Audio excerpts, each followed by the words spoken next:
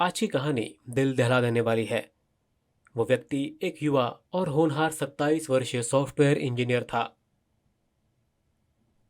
दुर्भाग्यवश उनका निधन 16 जनवरी 2026 को हो गया, क्योंकि उसकी कार पानी से भरी एक गहरी खाई में गिर गई और वो डूब गया। हुआ क्या था, मैं आपको बताता हूँ। वो रात में गुरुग्राम स्थित अपने ऑफिस से लौट रहा था। वो नोएडा में दाखिल हुआ और जब वो अपने घर से महज 500 मीटर दूर था, लगभग आधी रात यानी 12 बजे, कोहरे के कारण दृश्यता कम हो गई थी, लेकिन उसने गाड़ी चलाना जारी रखा।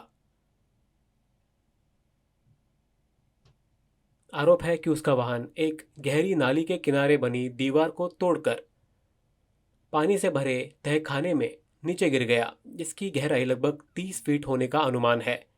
युवराज मेहता नाम का वो व्यक्ति किसी तरह वाहन से बाहर निकलने में कामयाब रहा और अपनी कार के ऊपर चढ़ गया। युवराज ने अपने पिता राजकुमार मेहता को फोन करके दुर्घटना के बारे में जानकारी दी।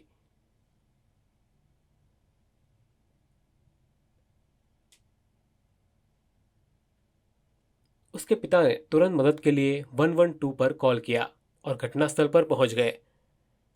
पुलिस और बचाव दल तुरंत मौके पर पहुंच गए। हालांकि इलाके में घना कोहरा छाया हुआ था, कोई भी खाई में उतरने को तैयार नहीं था। यहाँ तक कि पुलिस भी अंदर जाने के लिए हिचकिचा रही थी।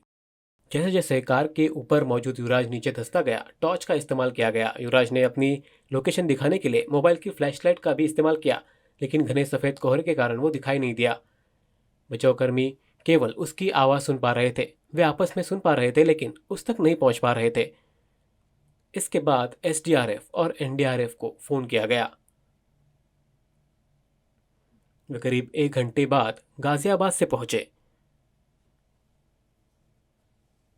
तब तक युवराज और कार खाई में और गहरे धंस चुके थे और युवराज डूब गया। यह रात पौने 2 बजे से 2 बजे के बीच हुआ। उन्होंने युवराज को आवाज़ दी, लेकिन कोई जवाब नहीं मिला। उन्होंने उसे बचाने के लिए हर संभव प्रयास किया। सभी प्रयास विफल रहे। एक राहगीर तो खाई में कूदकर युवराज की तलाश करने भी लगा, लेकिन वो उसे नहीं ढूंढ सका। दृश्यता बेहद कम थी। युवराज खाई में डूब गया। रात करीब 2 बजे कई बार असफल प्रयासों के बाद एक और प्रयास सुबह 5 से 6 बजे के आसपास किया गया। सबसे पहले क्रेन की मदद से कार को बाहर निकाला गया। ये एक मारुति ग्रैंड विटारा थी। युवराज भी मिल गया, जिसे तुरंत अस्पताल ले जाया गया। डॉक्टरों ने डूबने के कारण उसकी मौत की घोषणा की। यह घटना बेहद चौंकाने वाली और दिल दहला देने वाली है। युवराज अपने करियर को लेकर बेहद उत्साहित थे। उनका जीवन अचानक ही समाप्त हो गया। उनकी मां का देहांत 2 साल पहले हो गया था। अब युवराज का भी देहांत हो चुका है। यह क्षति बेहद भयावह है। युवराज के पिता ने एक दुखद बात बताई। युवराज ने उन्हें बार बार फोन किया था। वो बार बार कह रहा था, पिताजी मुझे बचा लीजिए, मैं जीना चाहता हूँ। पिता ने हर संभव प्रयास किया, लेकिन सभी बचाव प्रयास विफल रहे और युवराज की मौत हो गई। पिता गहरे सदमे में है। उन्होंने युवराज की मौत के लिए जिम्मेदार लोगों के खिलाफ पुलिस में शिकायत दर्ज कराई है। पिता ने पुलिस में एफआईआर दर्ज कराई। उन्होंने बताया कि बचाव दल देर से पहुंचे। उन्होंने बताया कि उनके पास सिर्फ एक रस्सी थी। बचाव के लिए कोई अन्य उपकरण उपलब्ध नहीं था।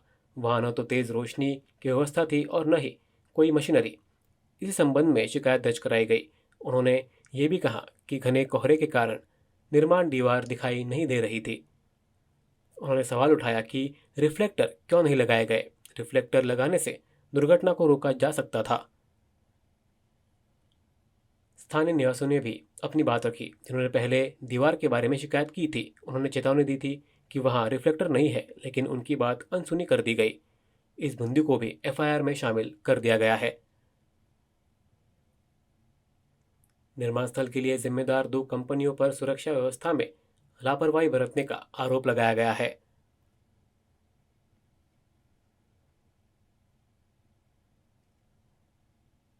दीवार के किनारे बनी खाई कीचड़ से भरी हुई थी और कूड़े कचरे से लथपथ थी। ये एक खतरनाक धंसने वाली जगह बन चुकी थी।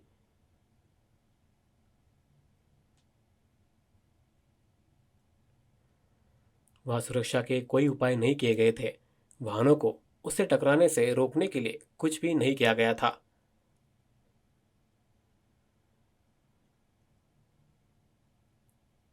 पुलिस ने शिकायत दर्ज कर ली है। अब जांच शुरू हो गई है। युवराज महज 27 साल का नौजवान था। युवराज के पिता के अलावा उनकी एक बहन भी है जो ब्रिटेन में रहती है। अब उसके पिता अकेले रह गए हैं। इस घटना से उनके पिता बेहद दुखी है। उन्हें विश्वास था कि वे अपने बेटे को बचा सकते हैं, लेकिन उनके सभी प्रयास विफल रहे। इससे वो क्रोधित हो गए हैं। स्थानीय लोगों ने विरोध प्रदर्शन किया और दोषियों के लिए कड़ी सजा की मांग की। यह घटना बेहद दुखद है। युवराज की कम उम्र में मौत पर कई लोगों ने शोक संवेदना व्यक्त की है।